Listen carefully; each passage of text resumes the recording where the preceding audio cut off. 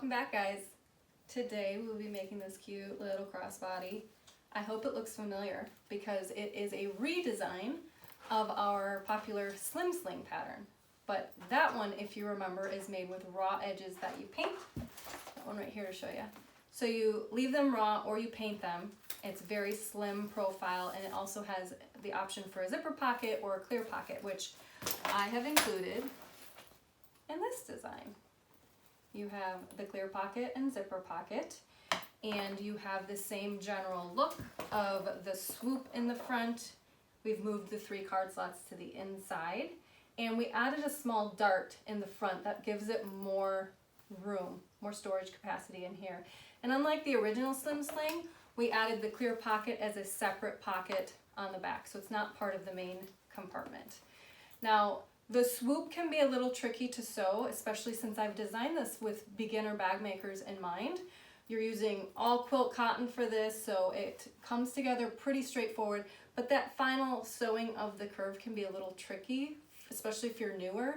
So I showed you in the video how to sew it was just a straight, so you're sewing more just in a circular fashion versus the swoop, which, believe it or not, can be tricky. But otherwise, with this design, you can still use your phone while it's in this clear pocket. So we've added an optional spring snap here, but you certainly don't have to if you want to just keep it a straight slip pocket.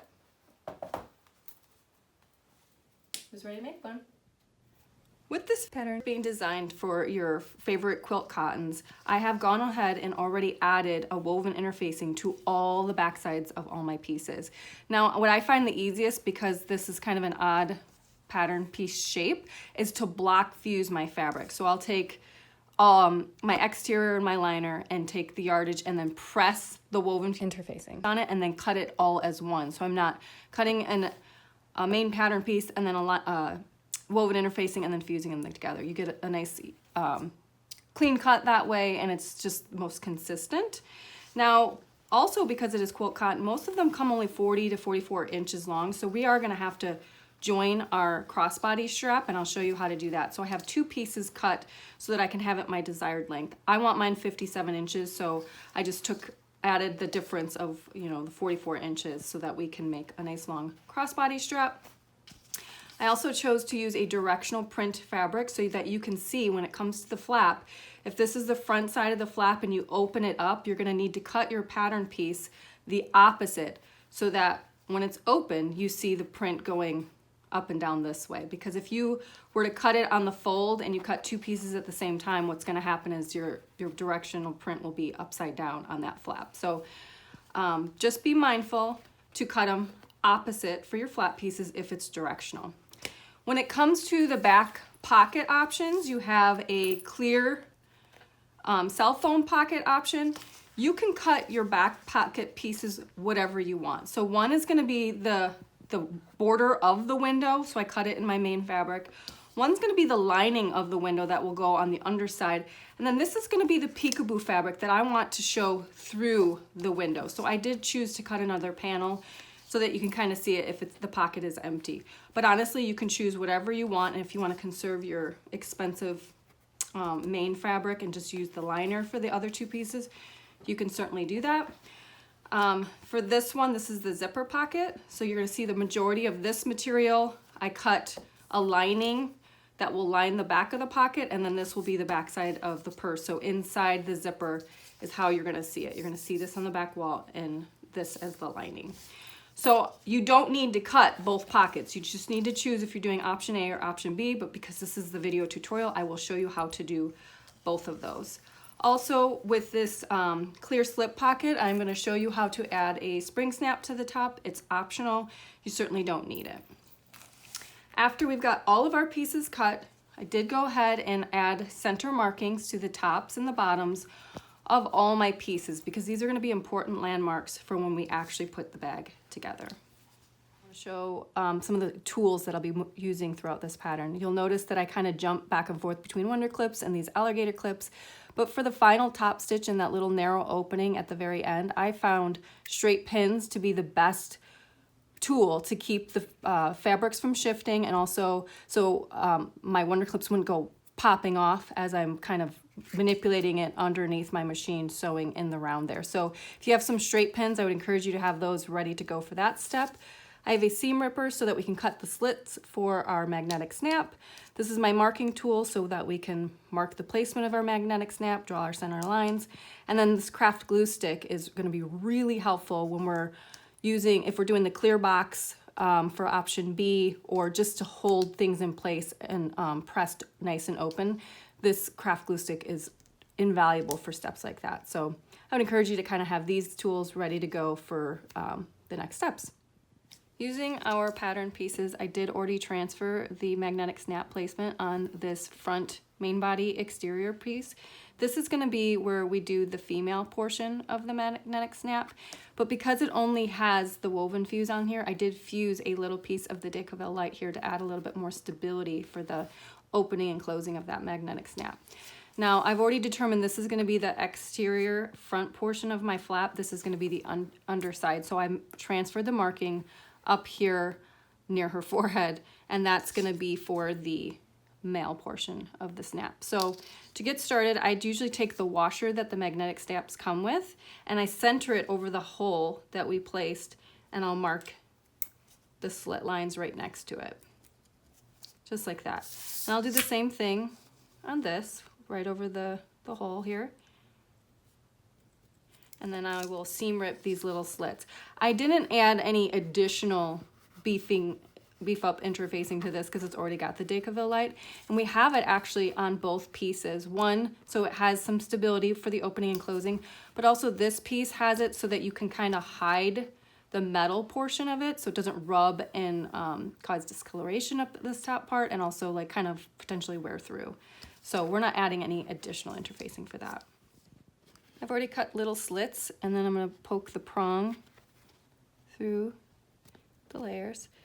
And I'm pretty conservative with my cuts. You don't want to do really big ones because you don't want it to extend beyond the diameter of your snap, because you don't need any extra fraying over time.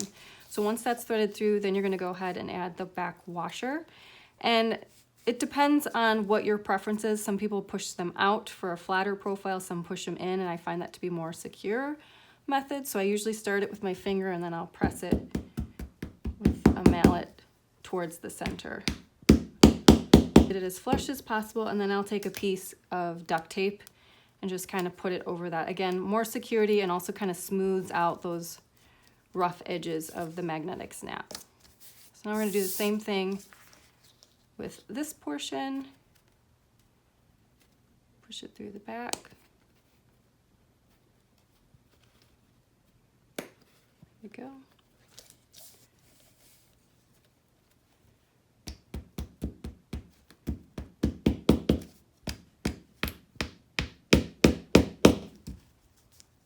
Take another piece, just kind of cover it up. Here we go.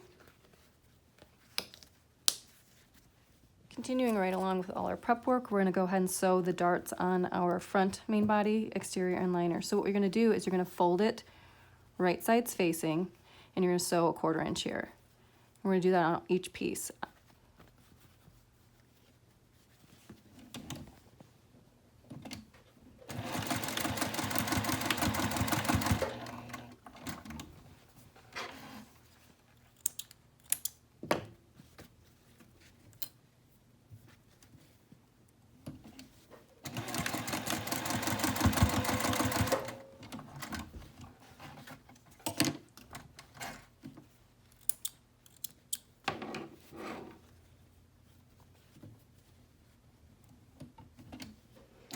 Sure to backstitch the beginning and the end really well.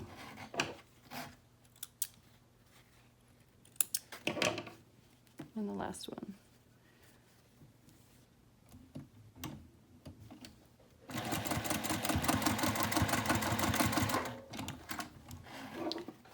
Then I just like to trim down these little darts down to 1/8 inch to reduce bulk in that portion of the bag.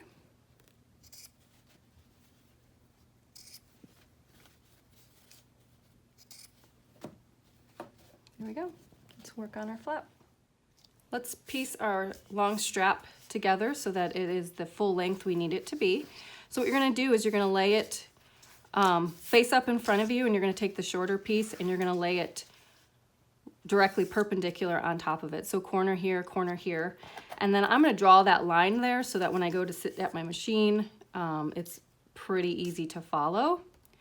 So draw my line here. And then we're gonna go ahead and sew this, trim it down to 1/4 inch, and then press everything open, and then you will have a nice continuous length strap. So I just sewed right on top of my line. Now I'm gonna trim it down to 1/4 inch seam allowance. So I'm going 1/4 inch above that sewn line. And then I'm gonna go ahead and press this open. So again, anytime I'm doing pressing seams that need to stay open, I just add a little bit of a glue. It just makes my life so much easier. So kind of finger press it to start. And you get it nice and pressed. Okay, so now I'm gonna go ahead and draw a center line down the entire length of the strap, and then we're gonna do our 4-fold method to make our strap. But first, I want to fold the bottom edges, the short edges of each end in 1/4 inch and press. This will finish the strap so we won't have to double fold when we add our hardware.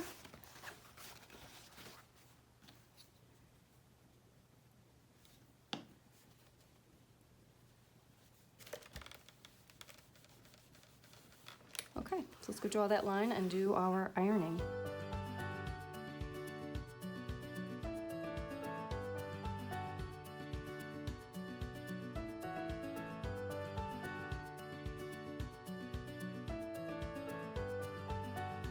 So just real quick, I want to talk about how I'm going to sew the open edge first, and I'm going to go straight down and backstitch, and then I'm going to bring my strap back up and start on this side and go down sewing in the same direction, because if you go down one way and across the bottom and up the other way, what tends to happen is you get this twisting of your strap, and that's particularly important when you're not using a walking foot machine that walks along and feeds it evenly. This one is just a standard foot, so it tends to glide, and that's when you get your twisting. So I'm going to sew this edge, backstitch, and then sew this edge in the same direction.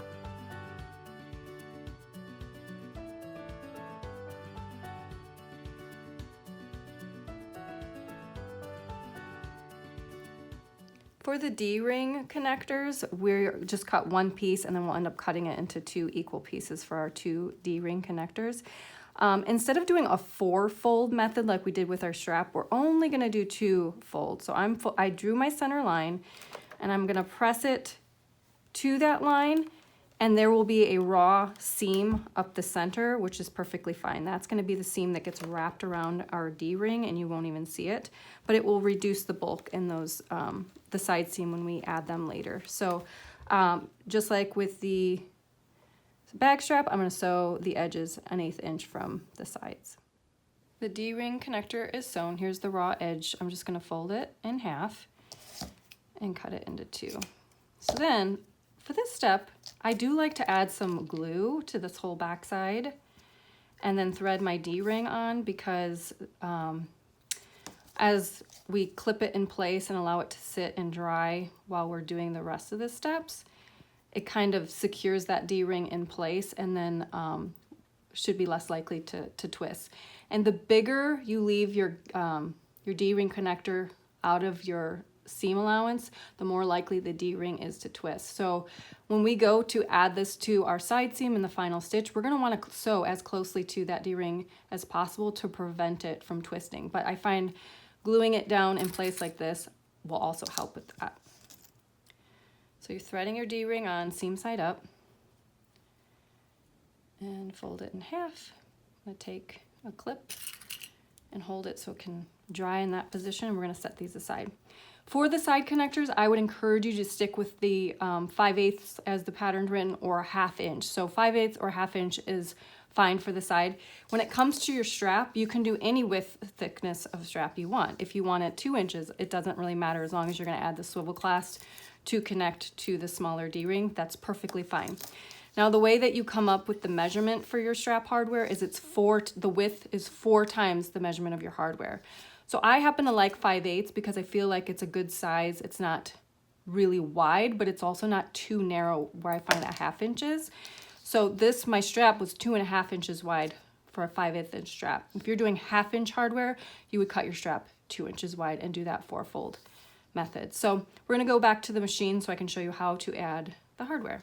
So we're gonna take one of the short end and thread it over the bar of our strap adjuster. And you're gonna pull it about 1 inch over, and we're gonna sew this part down, or you can add a rivet if you're comfortable adding rivets.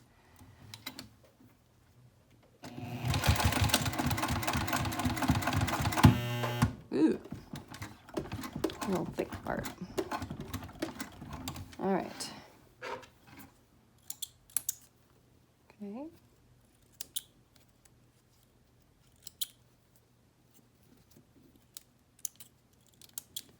Now, you're going to thread one of the swivel clasps on this end. And then you're going to come just like that. So this is face up, this is threaded down, and you're going to bring the loose end and thread it back over the bar and back down the other side. So make sure that keep it all nice and straight, that's not twisted. So you got your swivel clasp that way, and then your swivel clasp will be wrapped down, just like this. And then we're going to sew that in place. Okay.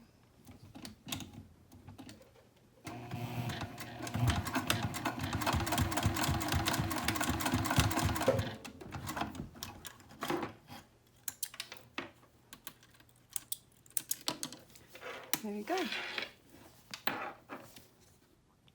Take each flat piece and lay it right sides facing, lining up that straight edge and these bottom corners, and clip in place. We're going to go over to the sewing machine and sew a 1/4 inch seam allowance along the 3 edges. So we're going to come over here, go around the bottom, and end here. We're going to leave this top edge unsewn so we can turn it right side out, press, and top stitch. So as you can see, I kind of went over where I felt like I got a little wonky. Don't be afraid that like you get one pass and that's it, and it's all or nothing. Go back, make sure it's nice and smooth, that your corners are rounded. If you need to hand crank going around that, do that. I do it all the time. So now I'm going to go ahead and notch these curves. Just trim it down before I turn it right side out.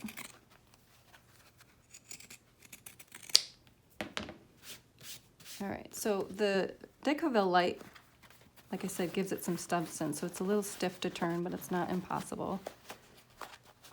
And the good thing is this piece is completely pressable. You can iron it and get rid of any creases you may form doing this step. And because we cut the Decovil light shorter, so it's out of the seam allowances, it tends to want to just naturally form around that anyway. So it kind of smooths itself out already. So I'm right here with my iron. I'm going to go ahead and press it.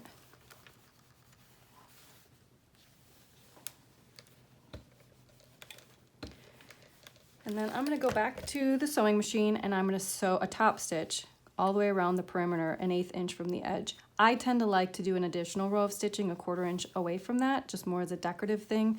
I'm using a pretty ombre thread. But if your stitching is more on the wonky side and you don't want to draw more attention to your stitching, just do the one top stitch and be done with it.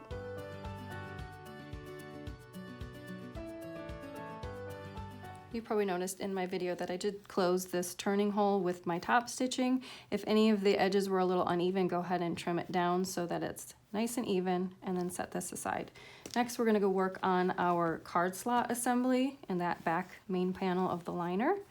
So you have your 2 sides and then your card slot strip. So you do have to cut this in addition to all the pattern pieces, just like the strap, but I found that it's a long strip and you'd have to piece multiple pieces of paper just to get a strip, and I find cutting it with a rotary cutter and a ruler gives you better results. So in the instructions, I tell you where to mark on the sides. You're gonna have pinching lines, and then you're gonna have where the top of the card lands. So I marked the top of the card slots in blue along the edges here, and then my pinch lines in orange here. So you have two different markings going down the length of the strip. So first things first, you're gonna lay it like in front of you, and then I'm gonna pinch right at these orange markings right here on both sides. Pinch it across, and then I'm gonna drag it up and lay it down right on top of that top of the card slot line, which is in blue. I'm gonna press it with my iron. Then I'm gonna repeat this. I'm gonna grab these orange pinch lines over here, both hands, drag it up, lay it down on top. You'll notice that each fold is a 1/2 inch from the previous one. Okay, and then the last one, you're gonna have 3 card slots. Last pinch line, we're gonna lay right there. So they should look even. And then I have cards handy because I just want to make sure before I'm sewing anything that I like the way that they look and that they're nice and even and symmetrical. Love it. And if you get this, if you do it right and the markings are accurate, then your pattern, then the completed height should be 8.5. If it's not, then you're just going to trim a little off the bottom if need be. So this one just looks a smidge long. So I'm just going to take like an 1/8 inch off so that it's exactly 8.5 inches tall. All right, so you've noticed I've used a couple of these alligator clips to hold the folds in place. Now, I tend to not top stitch these card slots. I don't feel like it's necessary, but if you do, you're gonna have to fold each layer back to sew just the fold. You're not sewing it down on this main panel. You're gonna close your card slot. So we're gonna fold this back, top stitch, fold this back, top stitch, and keep going down the row. And then we're gonna baste along each long edge to hold those folds in place before we add our side accent pieces.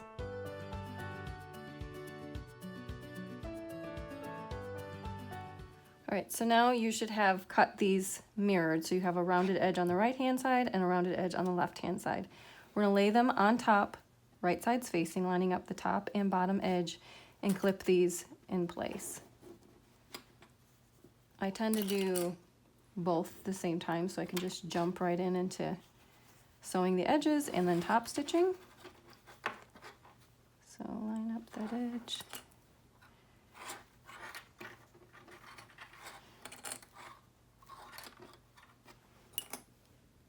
Okay.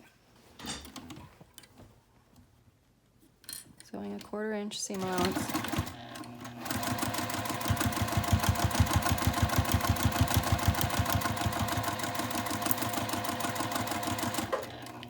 It's caught. I hate it when that happens. It's got this groove, so my pins and clips often get caught on there, and I have to be mindful of that. Okay.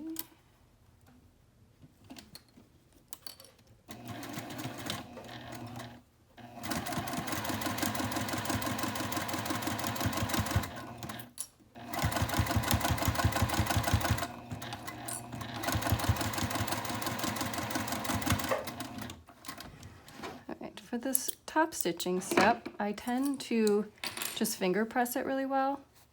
And because the slots are bulkier than these side accents, it naturally wants to lay flat. So we want to top stitch on this anyway. But as I'm top stitching, I'm pulling this pretty tight because we don't want any of it to fold under our needle and we top stitch because we're going to lose width. We need the full width to match up with our back main piece of the exterior. So I'm pulling it as I top stitch.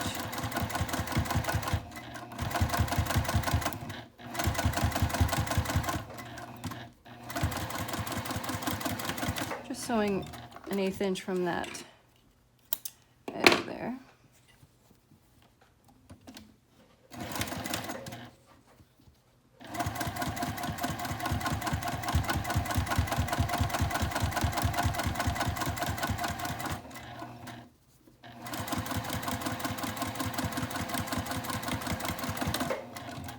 All right, so you can see I'm just a smidge off along the bottom edge here, so I'm just going to even it up.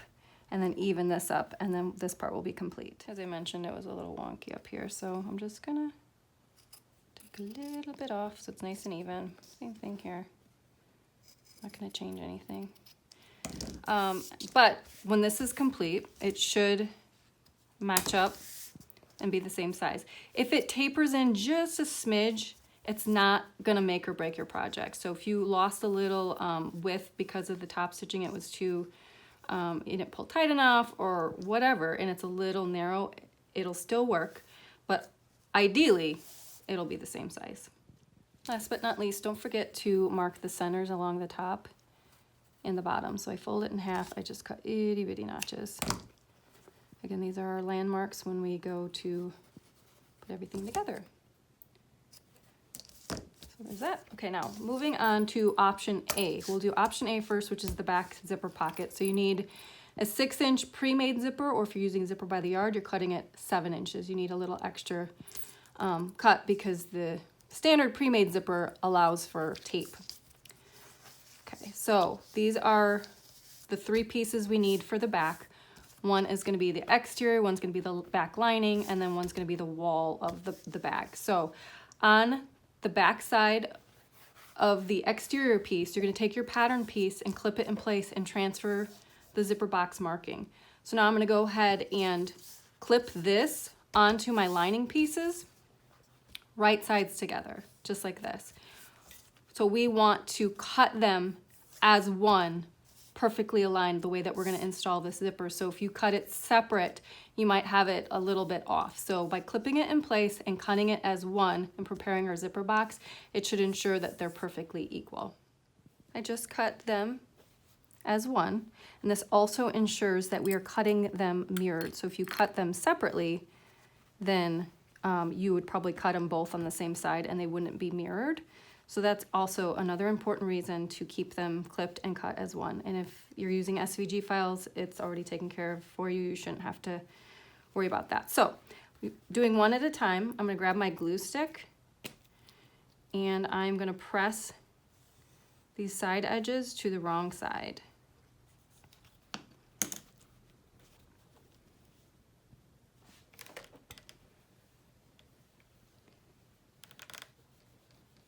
This is where you'll really notice a difference with your box, with the glue helping it lay flat. It's not going to want to fold back into position. It's going to hold this shape, which is really nice when you're trying to sew a zipper box.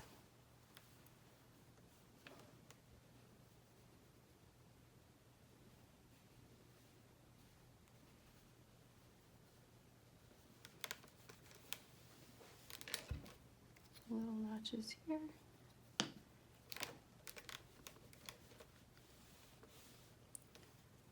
Okay, so now that I've done the one, I'm going to repeat the exact same process with my liner. Now that we've prepped our zipper boxes, they are mirrored. You should be able to lie them right sides or wrong sides together and they should line up perfectly. Now, there are many ways to install a zipper. This is just one way. The reason I like to do it this way is that you don't see any of the zipper tape, and it's just like a easy finish for me personally. So I did add some double-sided tape here, or you can continue with your craft glue stick, but we just want to hold the zipper in place. So we want the zipper going towards the top, the pull. So I put the pull all the way towards the top, and I got sticky tape to worry about. This is the top. So we're gonna center it. We need a little bit, a 1/2 inch overhang over each one, and we're gonna center it right over the zipper.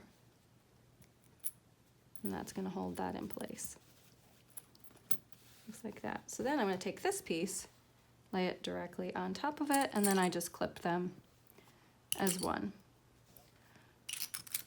Next, we're gonna go to our sewing machine and we're gonna sew right along this box. And again, if you've cut it mirrored and together and ironed it precisely, you should have no problem catching that backside.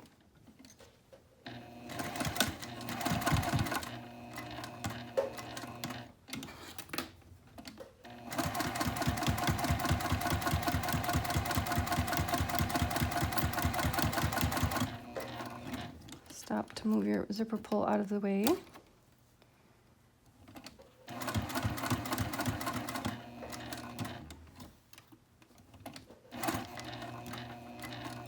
I'm using zipper tape that looks like metal, but it is still nylon coil, so I'm perfectly comfortable sewing over those coils. But if this were metal zipper tape, you would definitely want to pull off those teeth not in your seam allowance, or you'll have to hand crank and go very slow, or you risk busting your needle.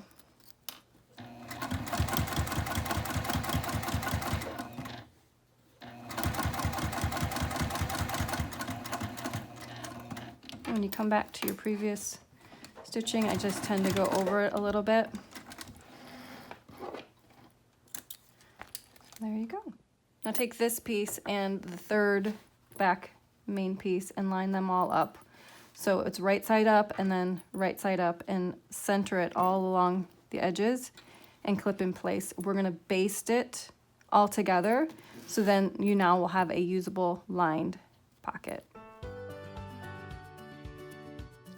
If you did option A, you're complete, and we'll go to the next step of constructing the whole bag, but for instructional purposes, I'm gonna show you how to do option B. So you need your clear vinyl and then your 3 backing pieces. So this is, I'm gonna set this one aside because this is gonna be the back of our window, so I'm not gonna use that right now. I did take the pattern piece and traced the cutout box on one of the lining pieces. I tend to like these to be the same fabric, whether it's the lining or the extra or whatever you're using. So when you're creating your window, even if the underside pops through, it still kind of blends in because it's the same fabric. So what we need to do now is we're going to take them right sides together and line up that top edge. We're going to sew this a 1/2 inch seam allowance at the top, and then we're gonna go ahead and, just like the option A, we're gonna cut this box as one. Got my 1/2 inch seam up here, and then I cut them as one. So I cut them clipped and everything like this. This should ensure that your window is pretty accurate. So now what we're gonna do is we're gonna turn this so that I can press this top edge open, and then we're gonna iron each of the box window cut openings to the wrong side.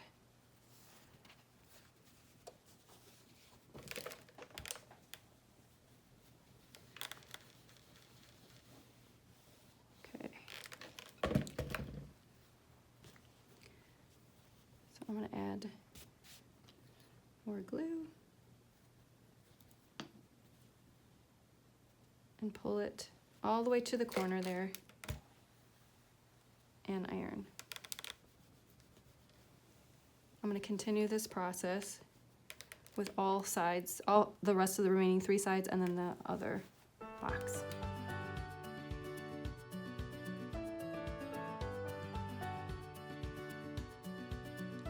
We have our box all pressed, so now I'm going to fold this in half right at that seam here and iron that nice and smooth.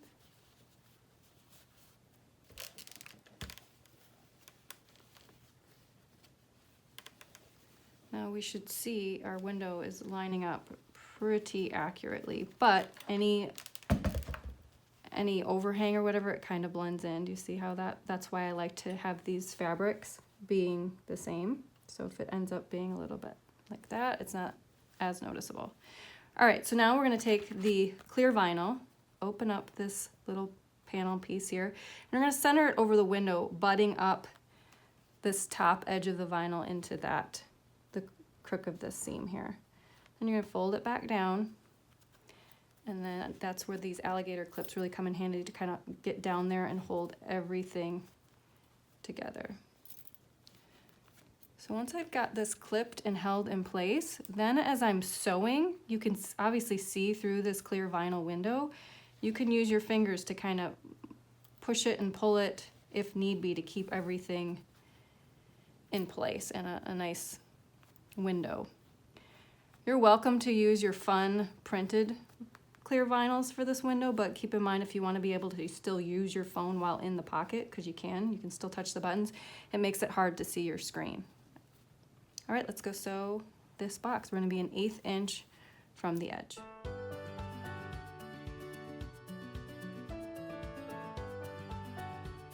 So here's the front side and the back side. Technically there's no right or wrong side at this point because I used the same material. But I do need to top stitch across this straight edge here, and then we're gonna place it on top of the 3rd back main piece and baste them all as one.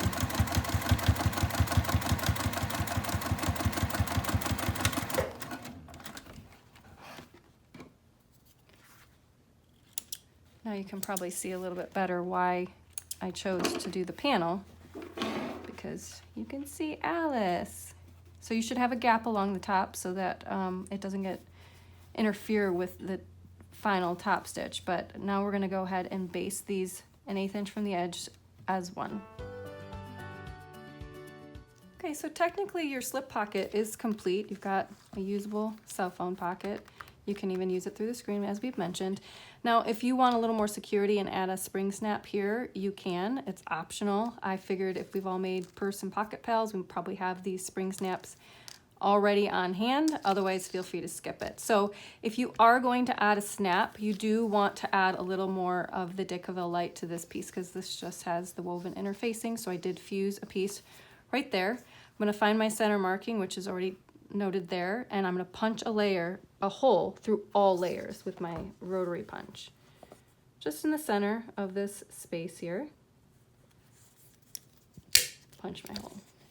So for this exterior portion, we want the pretty cap side to show, and the pretty cap side goes with the female portion. So we'll put that through this hole here.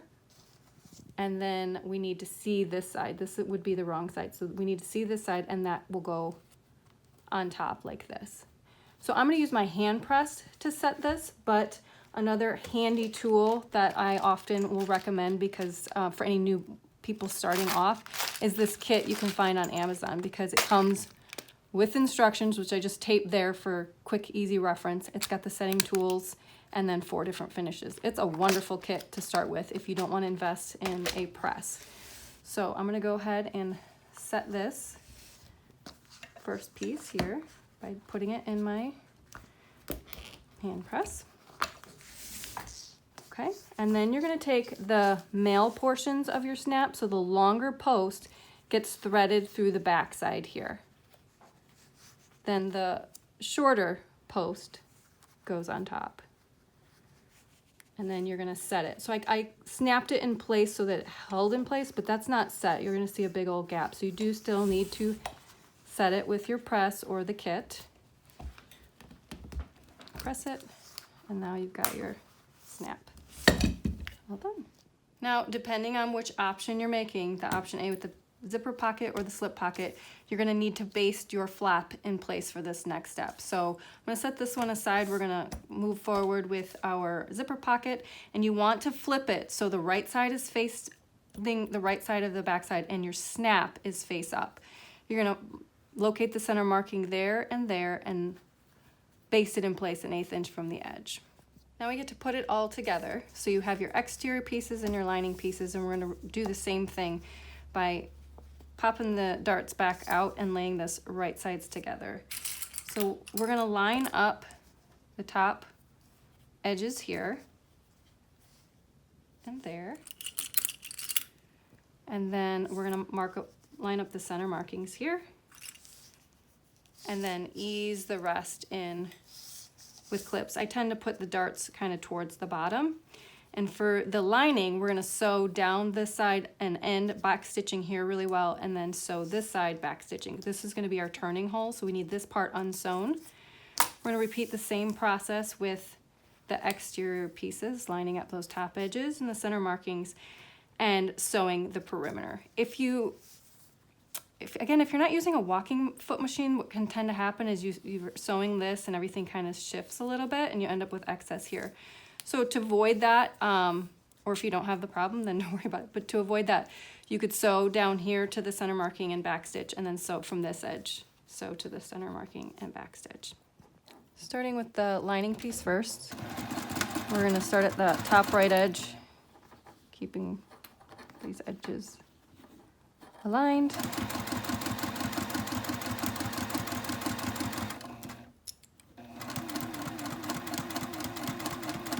And I usually just come just past the dart and backstitch. And then I repeat this side.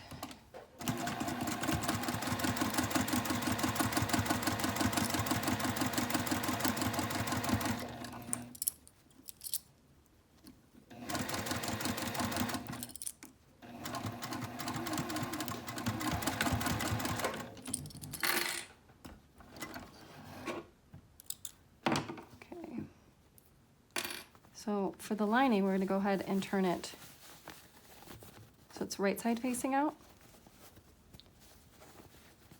And set that aside. And then I'm going to repeat the process, only sew the entire perimeter.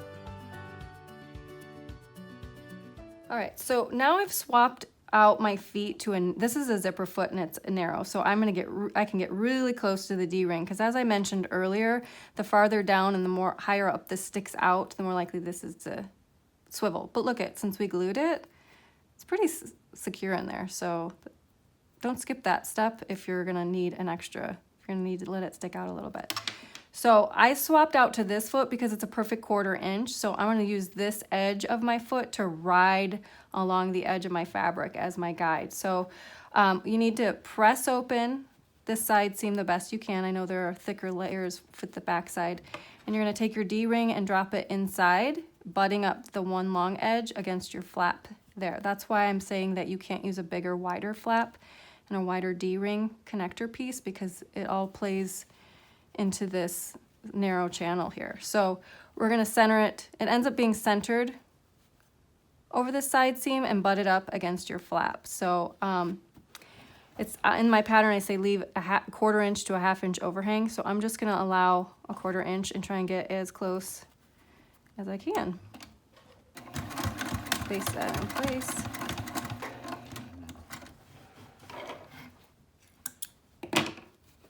Okay, and ended up sewing the thing not straight or open, but usually it's for less bulk. So I'm not gonna seam rip it though, I'm just gonna go with it. Again, leave a bit of an overhang, at least your 1/4 inch seam allowance. Base that in place. Oop. Oh, I thought I lost my thread.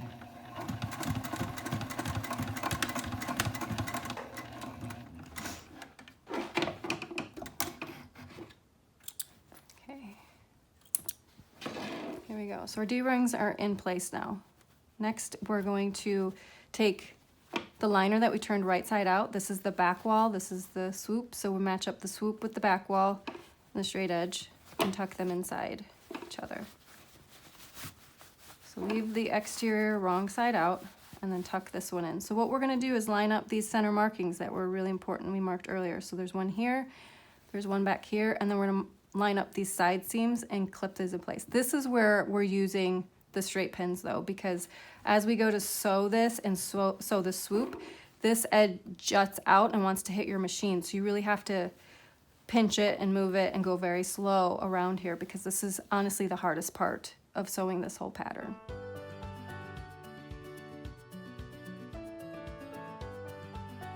I'm gonna slow this part down because it is the trickiest part. So I start along the back edge because it is the easiest, and I'm gonna go really slow and actually sew over my pins. And like I said, I'm gonna use the edge of my foot kind of as my guide for a 1/4 inch seam allowance.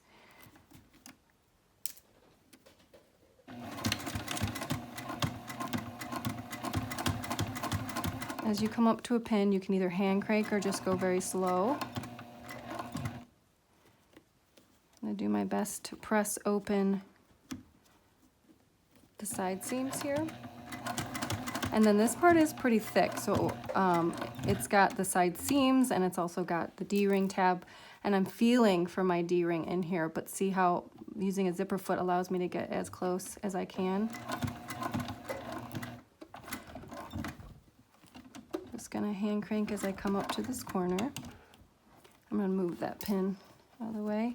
Now, as I mentioned before, because it swoops, it's hard to kind of sew this part because this is thicker with all the layers back here.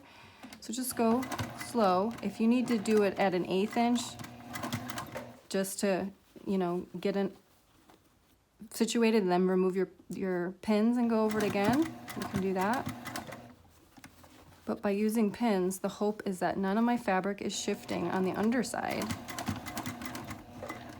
Unfortunately, the opening to this bag is too narrow to fit on one of those, the arm that you can remove on a domestic machine. This one doesn't have that, but it's too narrow to fit on that. But as you can see, I'm trying to use this hand to push this portion out of the way because it's wanting to push up into my machine. So that's why you gotta hold it tight and move it. Now it's getting hard to see. Again, just anytime you stop, make sure your needle is down so you don't lose your spot, and then reposition it as you need to. Try not to poke your hand on those needles as you're working around them. Coming up on my D-ring, so I'm feeling it with my finger. This is again a bulky spot. Pivot at the corner.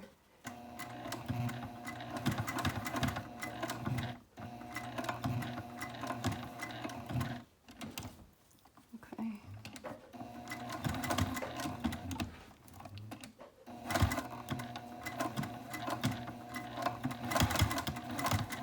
And we came back to our beginning here. All right, so now that we're done, we're gonna go ahead and take a peek on the front. Did we get it all? Is it smooth? It's a little jagged, so I may pull the pins and try and smooth it out, but you probably won't see that when you turn it right side out. But if it's all over the place jagged, go back and smooth things up. So I am going to straighten this out a little bit. It looks wonky. And I'm gonna cut snips into the seam here and then turn the bag right side out through the hole we left in the bottom. Here's what we're working with. So just make sure to push out the corners with a pointy object if you need to. And then before we tuck this in, I'm going to go ahead and sew this hole shut. So I just use my fingers to tuck it naturally in. Just following where we left off our seam. If you take more than 1/4 inch, it won't make a big deal and actually probably help your bag sit more flush, your lining. So I'm just gonna go right to where I left it off with my back stitching. We'll press this and then we'll just sew this. You can do an invisible stitch if you want a hand stitch. I close all of my bags with machine stitching.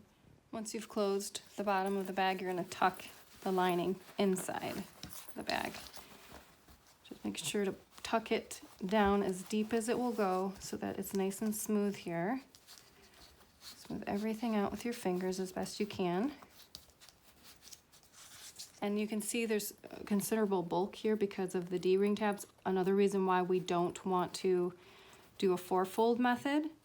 But one thing I find that really does make a difference and helps is if you can hammer these. So I'll grab my mallet here and just give it a good whack to compress this edge as best as possible. Watch your fingers.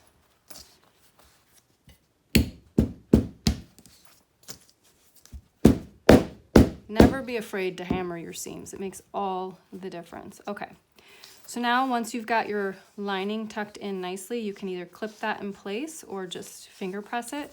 But we have to go back to the machine and top stitch this edge. And then I find this top stitch even a little bit more difficult than the previous one because now the flap is out and kind of in the way.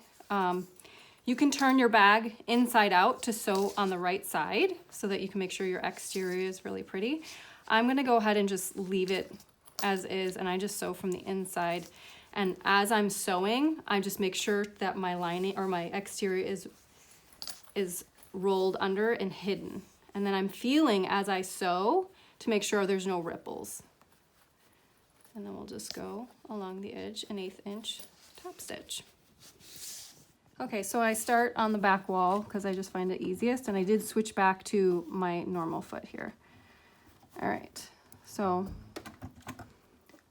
holding everything pulled away, I'll start sewing in the round. As I come up to the D-ring, I'm gonna go to hand cranking because it's thick. My machine will probably balk a little bit.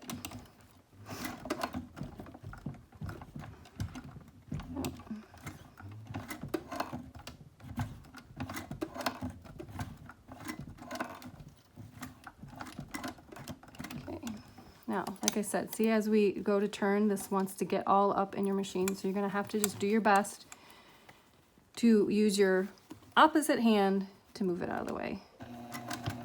And this is a top stitch, so you wanna go slow, take your time. And you can't see my exterior, so I know that it's rolled to the back, and I'm feeling with my fingers so that there's no rolling, like bunching of my fabric on the bottom. Make sure your needle's always in the down position when you stop to reposition. Okay, keep moving this out of the way.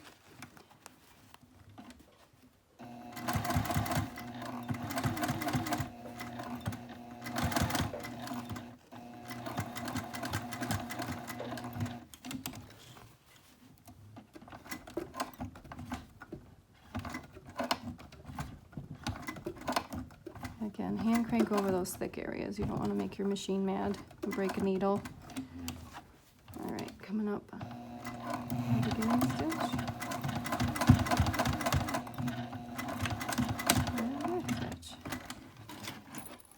Okay. So if you try and use thicker materials for this project, you'll want to keep any and all interfacings out of your seam allowance up on this top part. As it is currently, the quilt cotton and woven interfacing is actually a perfect mix to make this manageable on a domestic machine and still doable. Okay, we're gonna add our bag strap. Okay, so now we'll go ahead and just kind of finger press the D-rings in place with these little darts on the bottom. That gives that the extra storage space in here, so you just need to tell the D-rings where they need to go and you've got that space. So let's add our completed strap. Aren't you glad we've already done this so we don't have to make it and we can actually be done? Put your cards in the card slots. They are a generous size, so you could put multiple in there if you'd like. Add your phone. Close her up. How cute is your new bag? It's adorable. Now, if you're truly a brand new bag maker wanting to make this and the curve is the hardest part, I'm not gonna lie, it's tricky because I showed you how it hits the machine. The other option is to not cut out the swoop part of the pattern. So you're just gonna cut straight across on your pattern piece for the interior front main and the exterior front main. So neither one has a swoop.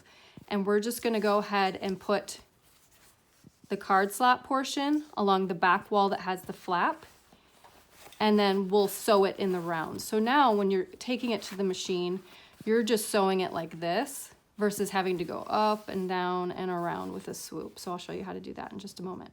So just like when we're sewing with the swoop version, I did swap out to this narrow foot because I still want to get close to my D-rings here. The nice thing is there's no like tight edge here for the swoop. It's all a straight circle, which makes it easier sewing, but it is a tight circle, so just go slow, just like we did with the other version. This one's kind of wonky. I want to pull that out of the way.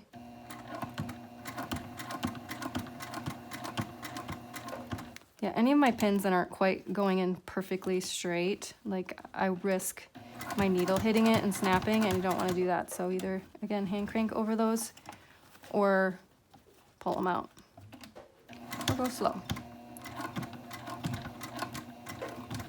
Okay, this is where my D-ring portion is. You can feel it right there.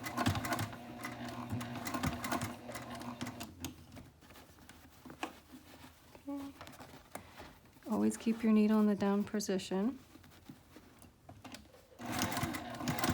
Anytime you stop, to reposition things.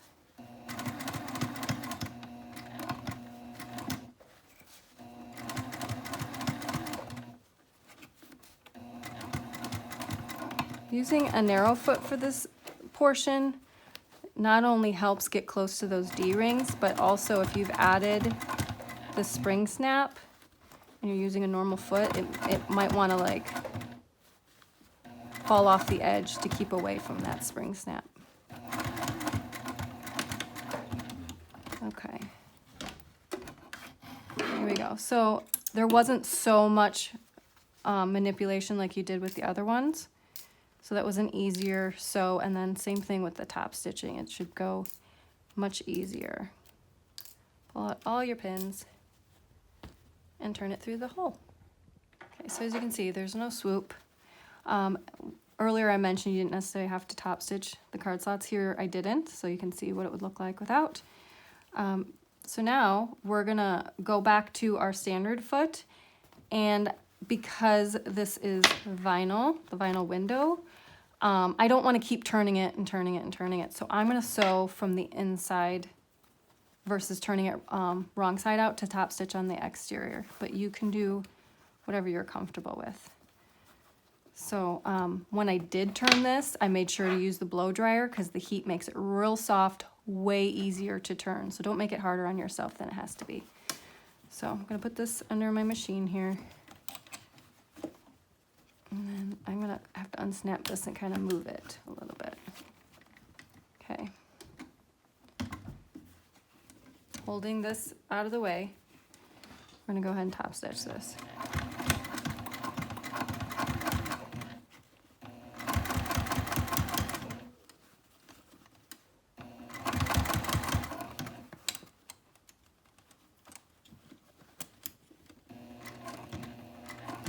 Don't be afraid to hammer these seams to flatten them a little bit, or definitely hand crank because it is thicker. Your machine will yell at you like mine does. Okay. So gotta move that the flap out of the way, but again, you're sewing more in a circle, not going down in the swoop and shoving it up into the machine. So this is a little bit easier if you're afraid of that swoop or it gives you trouble.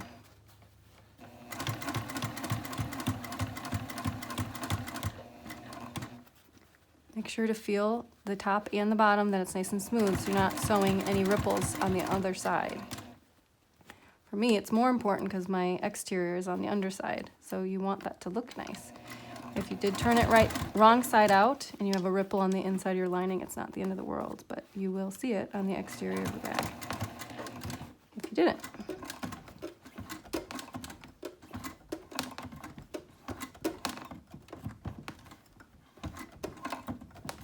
Go slow and finish.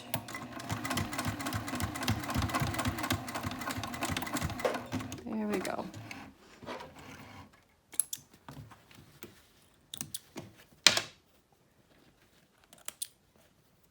Okay, that. There you go.